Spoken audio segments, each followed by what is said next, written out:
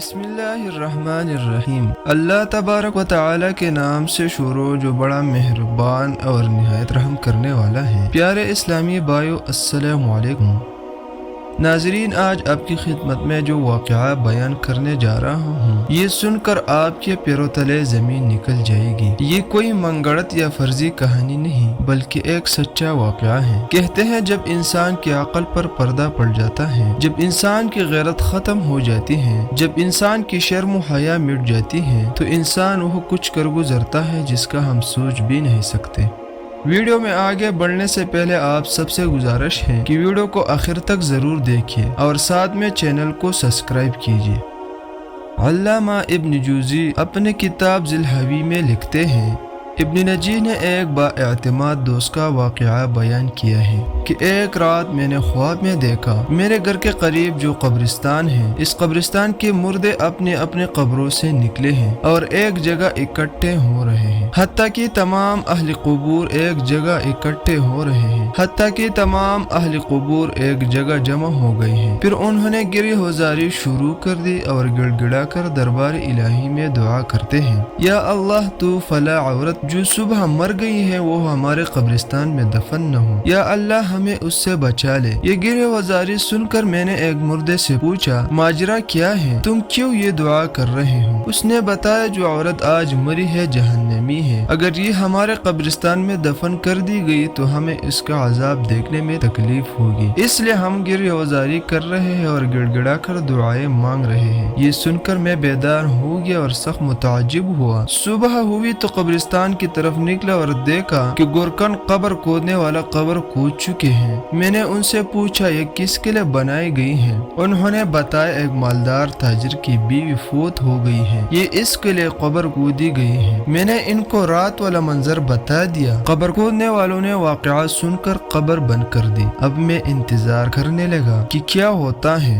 थोड़ी देर गुजरी तो चंद आदमी आए और गोरकनों से पूछा, कब्र तैयार हो गई? उन्होंने जवाबन कहा, यह कब्र नहीं बन सकती क्योंकि नीचे कीचड़ है। वह आदमी ये सुनकर दूसरे डेरे पर चले गए। चूँकि वह भी ख्वाब वाली बात पहुंच चुकी थी, इसलिए उन्होंने भी कब्र खोदने से इनकार कर दिया। फिर वहां से वो आदमी किसी दूसरे कब्रिस्तान गए और वह कब्र बनवाई।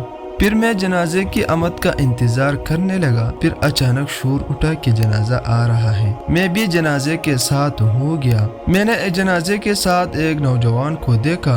मुझे बताया कि इस औरत मैयत का बेटा है, इसके और उसके बाप की ताज़ियत की जा रही थी। जब मैयत दफन कर दी गई तो मैं इन दोनों के करीब गया और कहा, मैंने रात एक ख्वाब देखा है, अगर इजाजत हो तो बयान कर दो। ये सुनकर बाप ने यानी मरने वाले के खावंद ने कहा, मुझे ख्वाब सुनने की जरूरत नहीं, लेकिन लड़के ने कहा सुनाए। मैं उसे तखलिया में ले गया और ख्वाब बयान कर दिया। फिर उसने कहा, तुझे चाहिए तो इस बात की तफ्तीश करे और वजह मालूम करे कि क्यों कब्र वालों ने गिड़गिड़ा कर दुआएं की हैं। इस नौजवान ने कहा, और तो मुझे कुछ मालूम नहीं, मगर इतना जानता हूँ कि मेरी माँ शराब नोशी करती थी और गाने सुनती थी, नीज देगर औरतों पर बहतान लगाया करती थी, मगर ये अफआल इतने संगीन नहीं कि यह तक बात पहुंच जाए कि मुर्दे भी दुआएं करे कि ये हम में दफन न हो। हाँ, हमारे घर एक बूढ़ी औरत है जिसकी उम्र 99 साल की है। वो मेरी माँ का दाया और खिदमतगार थी। अगर आप चाहें तो चले चलकर उससे पूछे, शायद वो मेरी माँ का किरदार जानती हो।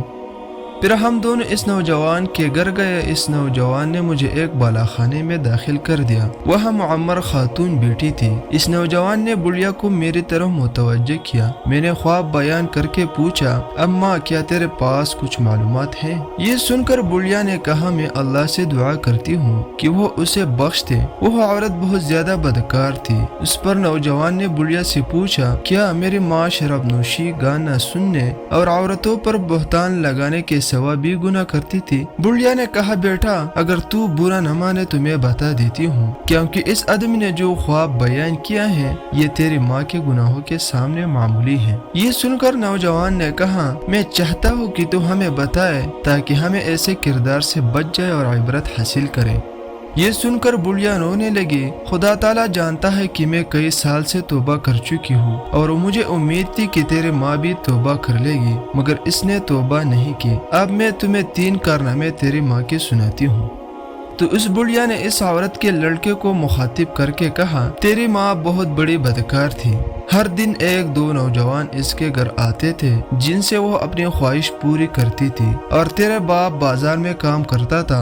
फिर तू जब जवानी को पहुंचा तो तू निहायत वजह नौजवान था। मैं देखा करती थी कि तेरे माँ तेरे तरफ शहवत की नजर से देखा करती थी, हत्ता कि एक दिन तेरी माँ ने मुझे कह दिया कि मैं अपने बेटे पर फरिफ्ता हो गई हूँ, लिहाजा किसी तरीके से इसको मेरी तरफ रागिब कर। मैंने सुनकर तेरी माँ से कहा, बेटी यहाँ तक क्यों जाती है? तेरे लिए और बहुत सारे नौजवान हैं जिनसे तू अपनी ख्वाहिश पूरी करा सकती है, लिहाजा बेटी तो अल्लाह ताला से डर और इस इरादे से बाज आ। तो तेरी माँ कहती थी, नहीं मुझे इसके सिवा सब्र नहीं। तो मैंने तेरी माँ से पूछा, तो इस मकसद में कैसे कामयाब हो सकती है? हालांकि तेरा बेटा भी नौ उम्र है, तू ख्वाह मख्वाह बदनाम होगी, लिहाजा खुदा के लिए इस इरादे से बाज आ जा। तो तेरी माँ ने मुझसे कहा, अम्मा तू मेरी मदद करे तो मैं कामयाब हो सकती हूँ। मैंने पूछा, क्या हीला किया जाए? तो तेरी माँ ने कहा, फला गली के मकान में एक हारजी नवीस है, वो रक़े खत लिखकर मर्दों को औरतों से मिलाप कराता है और उजरत लेता है। तो इसको कह के वो मेरे बेटो को तहरीर लिखे और नाम लिए बगैर कहे कि एक दूसरी तुझसे इश्क की हद तक मोहब्बत करती है, वो तुझसे फला जगह फला वक्त मिलाप चाहती है। इस बूढ़ी औरत ने कहा, मैंने ऐसा ही किया, और जब तुझे मैंने वो खत दिया तो तू भी फरिफ्ता हो गया और तूने लिख दिया कि मुझे मंजूर है, फला वक्त में आ जाऊंगा।